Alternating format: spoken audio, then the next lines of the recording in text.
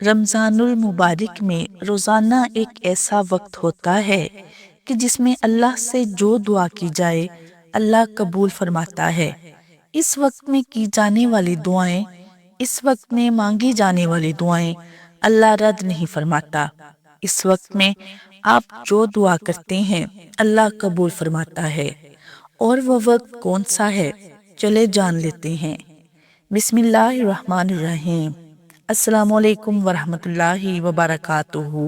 حضرت ابو ہریرہ رضی اللہ عنہ سے روایت ہے کہ رسول اللہ صلی اللہ علیہ وسلم نے فرمایا، جب رمضان کی پہلی رات آتی ہے تو شیطان اور سرکش جن قید کر دیے جاتے ہیں اور دوزخ کے دروازے بند کر دیے جاتے ہیں، پھر ان میں سے کوئی دروازہ نہیں کھولا جاتا اور جنت کے دروازے کھول دیے جاتے ہیں، پھر ان کو بند نہیں کیا جاتا، اور ایک اعلان کرنے والا اللہ کی طرف سے اعلان کرتا ہے کہ اے نیکی کے طالب، نیکی کی طرف آگے بڑھ، اور اے بدکاری کا ارادہ کرنے والے، بدی چھوڑ دے۔ اور اللہ تعالیٰ اس مہینہ میں بہت سے لوگوں کو جہنم کی آگ سے آزاد کرتا ہے، اور یہ رمضان کی ہر رات کو ہوتا ہے۔ ارشاد باری تعالیٰ ہے، اور جب آپ سے میرے بندے میرے متعلق پوچھیں تو آپ فرما دیجئے کہ میں قریب ہی ہوں، دعا مانگنے والوں کی دعا قبول کرتا ہوں جب وہ مجھ سے دعا مانگے۔ بس انہیں میرا حکم ماننا چاہیے اور مجھ پر ایمان لانا چاہیے تاکہ وہ نیک راہ پر آ جائیں۔ یہ سورہ بقرہ کی آیت نمبر 186 ہے۔ اس سے پہلے 3 آیتوں میں روزے اور رمضان کے احکام اور فضائل کا ذکر تھا۔ اس کے بعد اس آیت میں فرمایا کہ میں اپنے بندوں سے قریب ہی ہوں، جب بھی وہ دعائیں مانگتے ہیں میں قبول کرتا ہوں۔ روزوں اور رمضان المبارک کے ذکر کے ساتھ دعا مانگنے کا تذکرہ اس بات کی نشاندہی کرتا ہے کہ رمضان کا مہینہ دعاؤں کی قبولیت کا مہینہ ہے۔ دعا عربی زبان کا لفظ ہے، اس کا معنی ہے پکارنا، بلانا۔ عموماً یہ لفظ کسی ضرورت مند یا مدد کے لیے پکارنے کے لیے استعمال ہوتا ہے۔ اللہ تعالیٰ نے امت محمدیہ کو دعا مانگنے کا حکم دیا اور دعا کو بھی ایک عبادت اور بندگی کا ذریعہ بنا دیا ہے، جو کہ اس امت کا خاص اعزاز ہے۔ ورنہ حضرت کعب احبار کی روایت کے مطابق پہلے زمانہ میں یہ خصوصیات انبیاء کی تھی۔ انبیاء لوگوں کے لیے دعا کرتے، اللہ تعالیٰ قبول فرماتا، اور امت محمدیہ کی خصوصیت کہ یہ حکم پوری امت کے لیے عام قرار دیا اور فرمایا، اور تمہارے رب نے کہا کہ تم مجھ سے دعا مانگو، میں تمہاری دعا قبول کروں گا۔ حضرت جابر رضی اللہ عنہ سے ارشاد نبوی صلی اللہ علیہ وسلم منقول ہے، یعنی دعا مومن کا ہتھیار ہے۔ ظاہر ہے کہ ہتھیار صحیح کام تب ہی دکھاتا ہے جب ہتھیار بھی تیز ہو اور چلانے والا بھی طاقتور ہو۔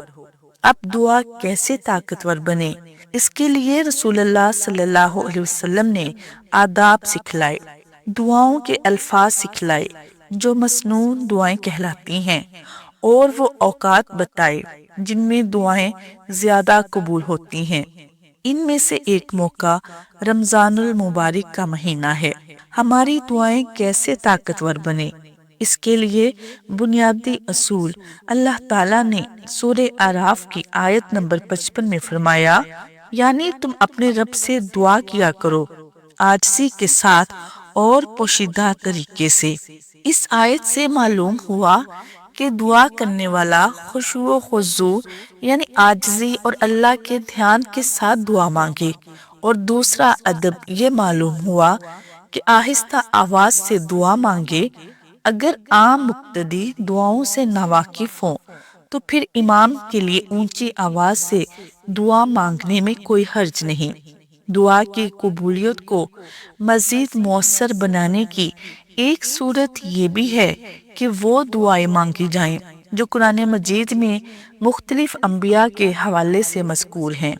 اللہ تعالیٰ نے ان کی وہ دعائیں قبول فرمائی ہیں یا یہ احادیث میں جو دعائیں رسول اللہ صلی اللہ علیہ وسلم نے سکھائی ہیں وہ مانگی جائیں، لیکن قرآن و حدیث کے عربی جملے جن میں دعائیں ہیں اگر ان کا ترجمہ اور مطلب معلوم ہو تو پھر وہی دعائیں مانگنا افضل اور بہتر ہے، لیکن عام حالات میں اگر ان دعاؤں کا مطلب معلوم نہ ہو تو پھر مانگنے والے کو تو معلوم نہیں کہ ان دعائیا جملوں سے ہم اللہ سے کیا مانگ رہے ہیں، لہٰذا ان دعاؤں کے پڑھنے کا ثواب تو ضرور ملے گا، لیکن اسے دعا مانگنا نہیں کہیں گے بلکہ دعا پڑھنا کہیں گے۔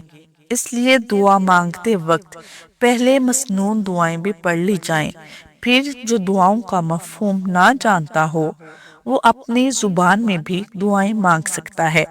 جب یہ کہا جاتا ہے کہ رمضان المبارک دعاؤں کی قبولیت کا مہینہ ہے تو دل میں ایک خیال آتا ہے جس کی وجہ سے انسان دعا مانگنے سے رک جاتا ہے، اور وہ یہ خیال ہے کہ ہم نے بہت سی دعائیں مانگی ہیں، ہماری دعا قبول ہی نہیں ہوتی، لہٰذا پھر وہ انسان دعا مانگنے کی طرف متوجہ نہیں رہتا۔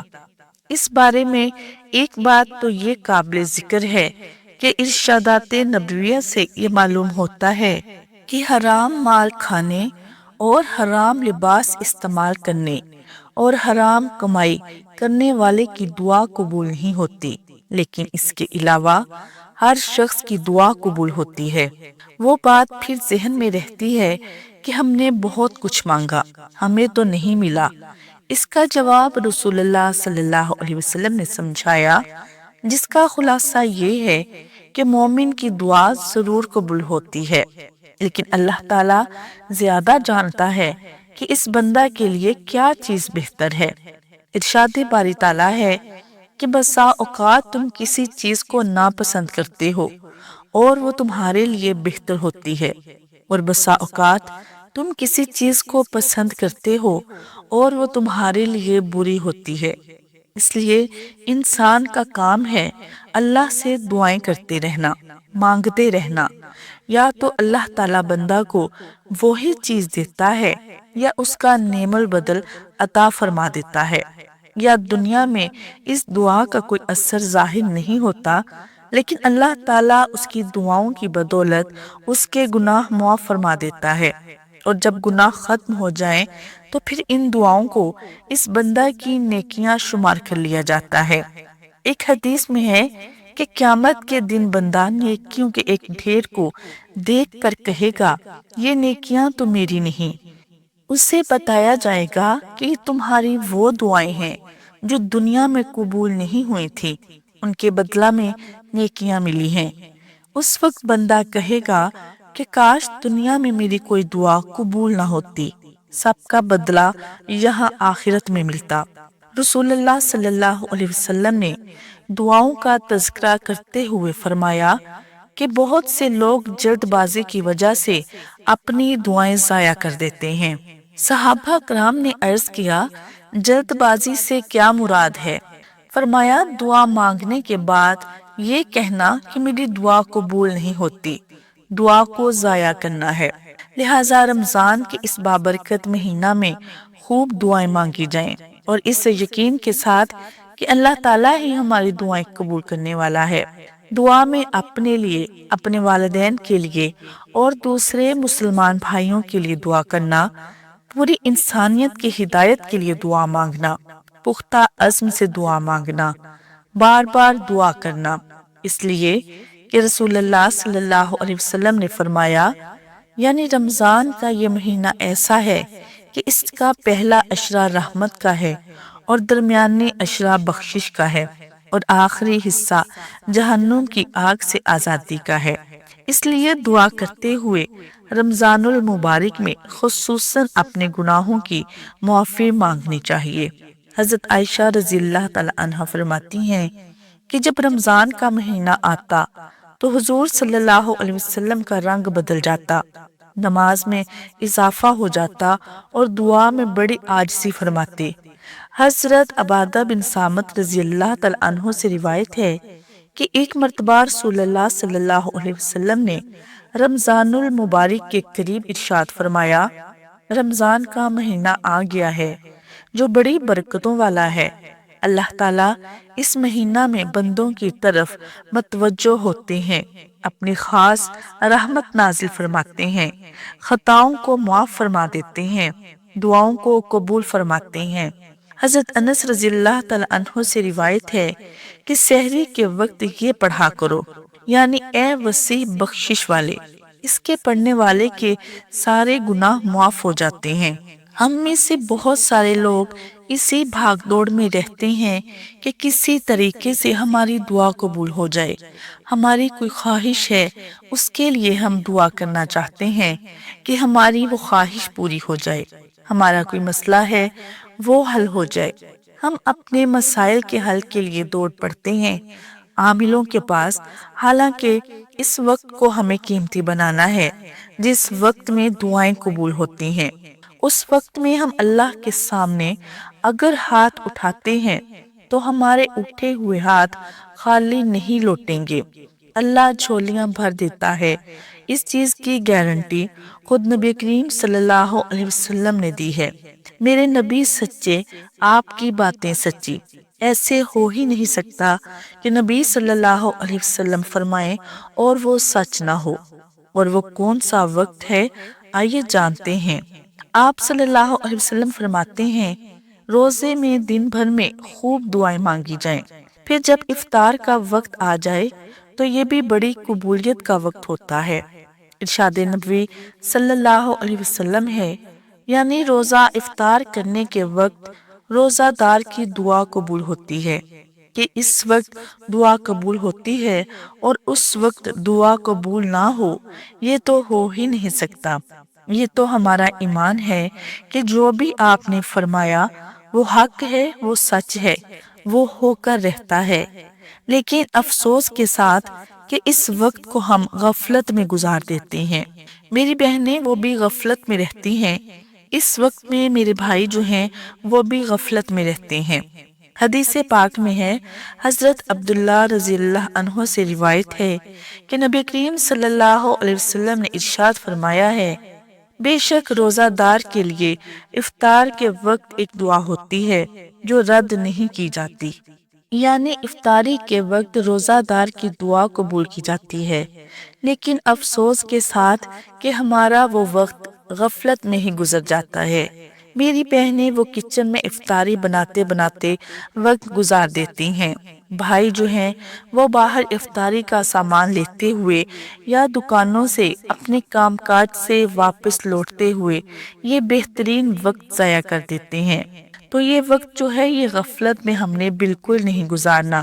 میں اپنی بہنوں سے کہتی ہوں، 2-4 ڈشز کم بنا لیں، اس سے کچھ فرق نہیں پڑتا۔ میرے بھائیوں، اگر کام سے جلدی آنا پڑے، تھوڑا جلدی آ جائیں، تھوڑا سا نقصان ہوگا، لیکن یہ کتنا بڑا فائدہ ہے کہ کوئی بھی آپ کا مسئلہ ہے، کوئی بھی آپ کی خواہش ہے، اللہ سے دنیا اور آخرت کی تمام بھلائیاں آپ مانگیں۔ اس وقت اہتمام کریں، آدھا گھنٹہ پہلے دسترخوان سجا لیں، آدھا گھنٹہ نہ صحیح 15 منٹ پہلے، 10 منٹ پہلے ہی آپ دسترخوان میں بیٹھ جائیں۔ جتنی بن چکی افطاری کافی ہے، کچن سے باہر آ جائیں، وضو کر کے گھر کے بچے، گھر کی خواتین، گھر کے مرد حضرات دسترخوان پر بیٹھیں اور اللہ کے سامنے ہاتھ اٹھائیں، اور جو اللہ سے مانگنا ہے اس وقت مانگے۔ اس وقت اللہ سے جو بھی دعائیں کی جائیں اللہ قبول فرماتا ہے۔ اس وقت اٹھے ہوئے ہاتھ کبھی خالی نہیں لوٹتے، اس کی گارنٹی خود نبی کریم صلی اللہ علیہ وسلم نے دی ہے۔ اب جو بھی دعائیں ہیں، آپ کا کوئی مسئلہ ہے، بہت ساری مائیں پریشان رہتی ہیں کہ بیٹیوں کے رشتے نہیں ہو رہے، اس کے لیے وہ وظیفے کرتی ہیں، پیروں فقیروں کے پاس جاتی ہیں کہ کوئی عمل بتائیں، میرے لیے دعا کریں۔ تو میں کہتی ہوں کہ آپ اس وقت ہاتھ اٹھائیں، بہت سے لوگ جو معاشی حالات سے پریشان ہیں، کاروبار روزگار نہیں، بزنس میں پرابلم ہے، کوئی بھی مسئلہ ہے، اس وقت ہاتھ اٹھائیں، اللہ سے مانگیں، اللہ سے اس وقت مانگنے کی عادت بنائیں۔ یہ ہمارے لیے گولڈن چانس ہے کہ اللہ نے رمضان دیا ہے اور روزے کا افطاری کا وقت ہمیں اللہ نے عطا کیا ہے، تو ہمیں اس وقت دعاؤں کا اہتمام کرنا چاہیے۔ اس وقت کو ہمیں غفلت میں نہیں گزارنا چاہیے۔ تو پیارے ناظرین، یہ تھا وہ قیمتی وقت، روزے کا وہ لمحہ جب بندہ اپنے رب کے سب سے قریب ہوتا ہے، جب ہاتھ اٹھتے ہیں، آنکھیں نم ہوتی ہیں اور دل پوری عاجزی کے ساتھ اللہ کے حضور جھک جاتا ہے۔ یاد رکھیں، افطار سے پہلے کا وقت صرف کھانے کی تیاری کا نہیں ہوتا، بلکہ دعا کی قبولیت کا سنہری موقع ہے۔ اس لمحے کو ضائع نہ کریں، اپنے لیے، اپنے والدین کے لیے، اپنی اولاد کے لیے اور پوری امت مسلمہ کے لیے دل سے دعا کریں۔ کیا معلوم کون سی آہ، کون سا آنسو اور کون سا لفظ آپ کی تقدیر بدل دے۔ اللہ تعالیٰ ہمیں روزے کی قدر کرنے، صحیح وقت پر دعا مانگنے اور قبولیت نصیب ہونے والوں میں شامل فرمائے، آمین۔ ناظرین، ویڈیو پسند آئے تو لائک شیئر ضرور کریں اور اگر چینل پر نئے ہیں تو سبسکرائب ضرور کریں۔ جزاک اللہ خیر۔